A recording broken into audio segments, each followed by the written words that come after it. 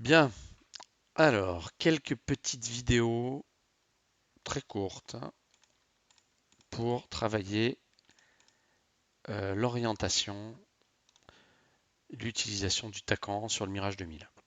Alors pourquoi ces vidéos? Parce que je constate dans beaucoup de vols que je suis amené à faire avec des pilotes un tout petit peu moins expérimentés, des lacunes, on va dire, significatives sur cette problématique.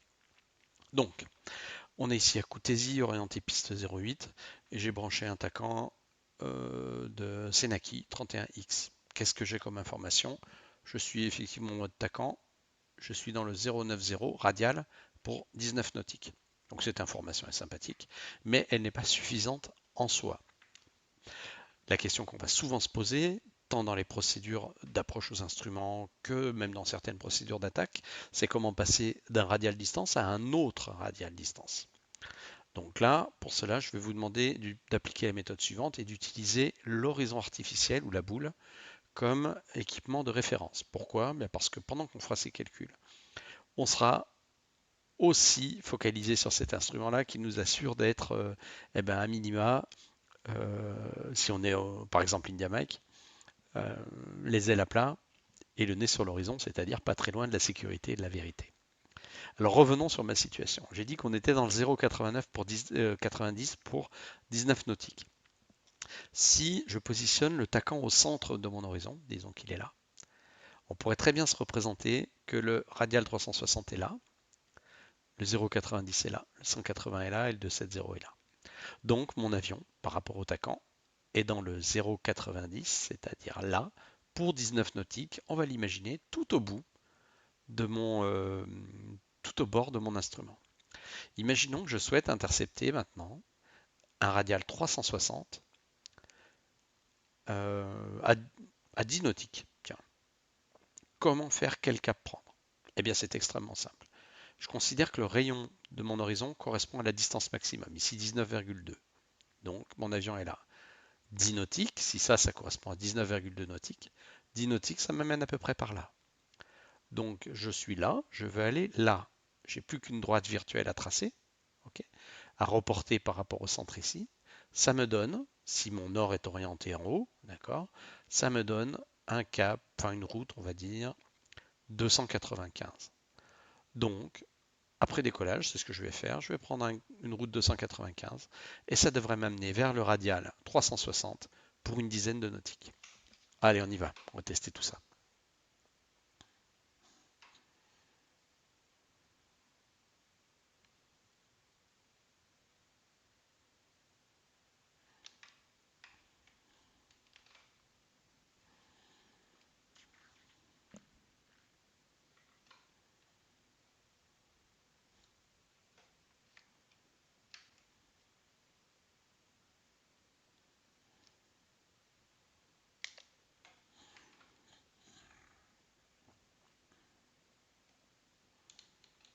Voilà. Et on vire donc, comme je vous l'ai dit, au 295.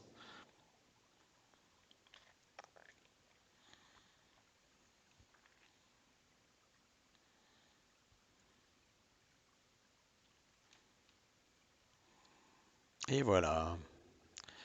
Et là, j'ai plus qu'à attendre tranquillement. On va voir ce que ça donne aux instruments. Je vous l'ai dit, mon objectif, c'est d'intercepter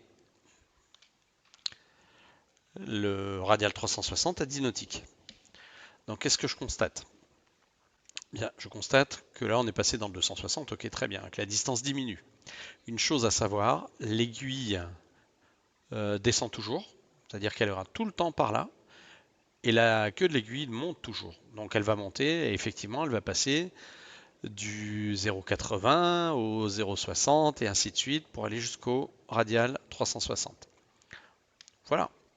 Donc là, on va attendre tranquillement que la distance diminue et on va voir qu'on va arriver vers le radial 360 à une dizaine de nautiques. Alors je dis une dizaine de nautiques parce qu'on n'est pas avec cette méthode-là à 1 ou 2 nautiques près. C'est vraiment une façon très rapide de s'orienter et donc de passer d'un radial distance à un autre radial distance. On pourrait de la même façon travailler en QDM en inversant le raisonnement. C'est-à-dire, là, on a les QDM 180, QDM 270, QDM 360, QDM 090. Et passer d'un QDM distance à un autre QDM distance. Okay. Mais bon, chaque chose en son temps. Attendons de voir donc mon, mon calcul, comment il va se concrétiser. J'ai dit 295. Hein. Voilà.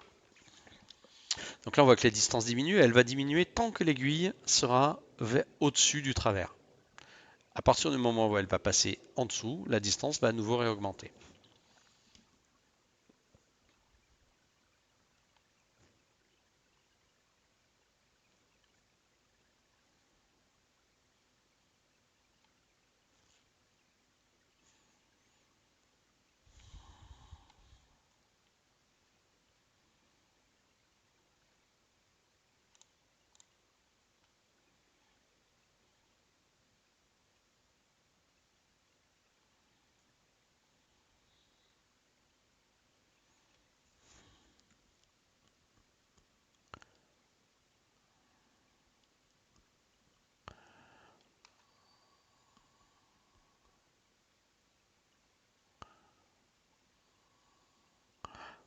Alors avec un peu d'expérience, on pourrait déjà faire quelques corrections. Je ne vais pas les faire ici.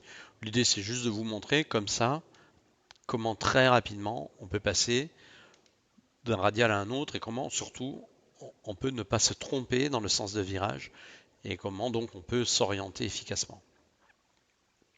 Voilà, donc 9 nautiques 9, on est dans le 0,15, on va passer 10 nautiques, on va passer dans le 0,10.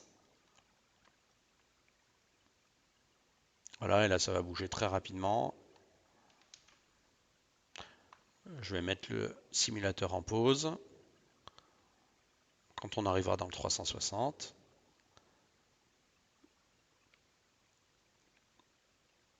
Voilà.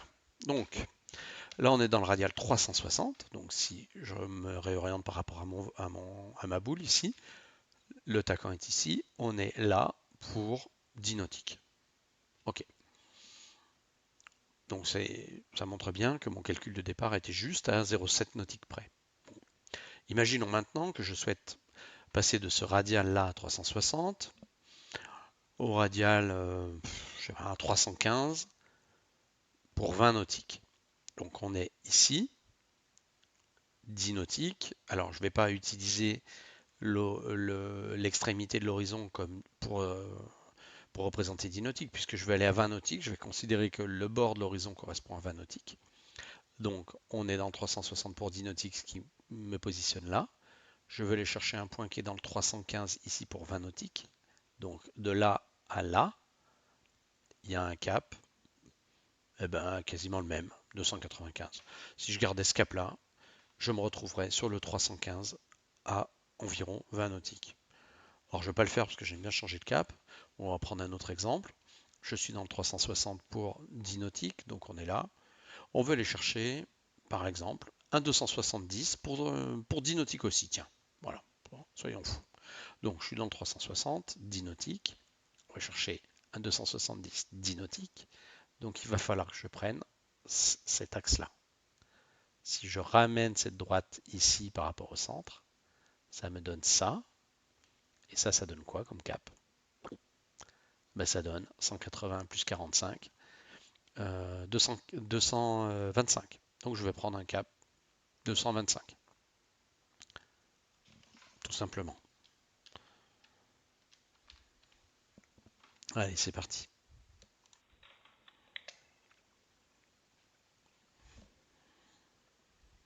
Alors je fais mes virages un petit peu serrés pour pas être embêté par la notion de rayon de virage, surtout à ces vitesses-là. Donc voilà, 225. Voilà. On est parti à 10 nautiques, on devrait se retrouver dans 270, comme je l'ai dit, à 10 nautiques également. Donc il ne nous reste plus qu'à attendre patiemment. Accélérer un petit peu, l'avion le permet.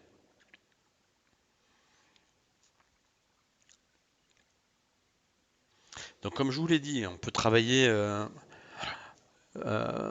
très rapidement avec cette méthode, avec une précision que je juge acceptable, notamment pour l'orientation, on va dire, grossière dans un premier temps. Et puis après, évidemment, on va affiner à quelques degrés près, mais une fois qu'on sera sur un axe déterminé, par exemple.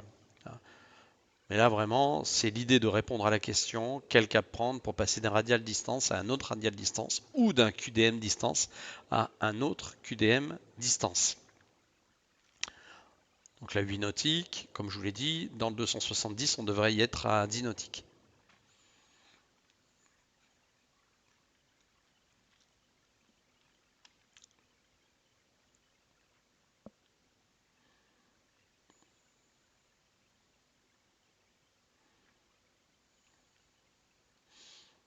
Donc là, l'aiguille est en dessous du travers, donc la distance ne va faire qu'augmenter, donc ça confirme qu'on est dans la...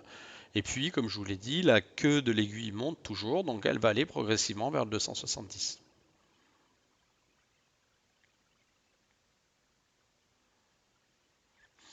Alors, le delta par rapport au 10 nautique, ça va être aussi la notion de rayon de virage, que je n'intègre pas dans les calculs. J'insiste, c'est vraiment une orientation dégrossie. Et encore, je vous dis là, à 0,5 nautique près, c'est quand même assez propre. Voilà, nous voilà dans le 270, 11 nautiques. Vous voyez qu'en quelques secondes, j'ai pu passer d'un radial de distance à un autre en prenant le cap qui va bien. Allez, dernier petit exercice. On est dans le 270, donc on est par là, 11 nautiques. On va aller chercher un... On va aller chercher quoi?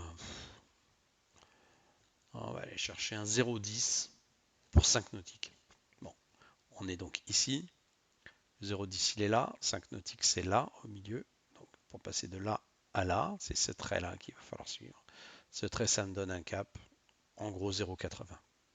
Donc je vais virer à gauche au cap 0,80 pour aller chercher un 0,10 à 5 nautiques.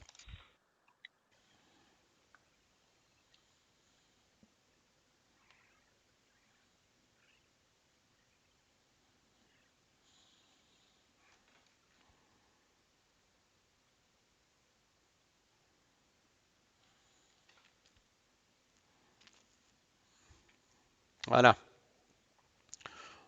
Je vais ouvrir un peu plus à gauche du fait du rayon de virage, parce que là on avait vraiment un gros virage. Hein. On est quand même passé du 225 au 0,70, donc ça fait beaucoup d'angles.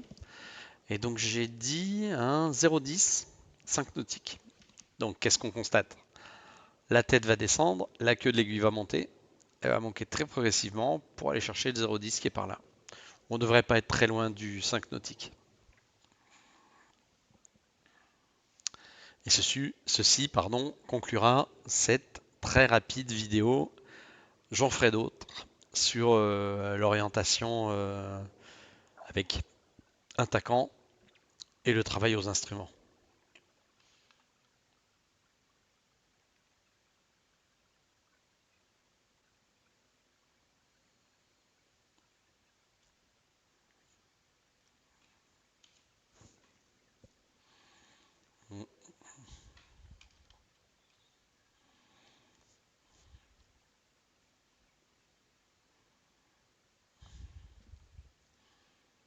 Voilà, donc 3,4 nautiques. Bon, pour info, le tacant, il est sur le terrain qui est là.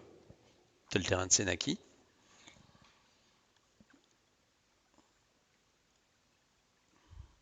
On va passer travers. Donc là, la distance va se stabiliser. Ça va assez vite, hein, vous voyez. Top travers, la distance bouge quasiment plus. Par contre, à partir de maintenant, la distance ne va faire que réaugmenter.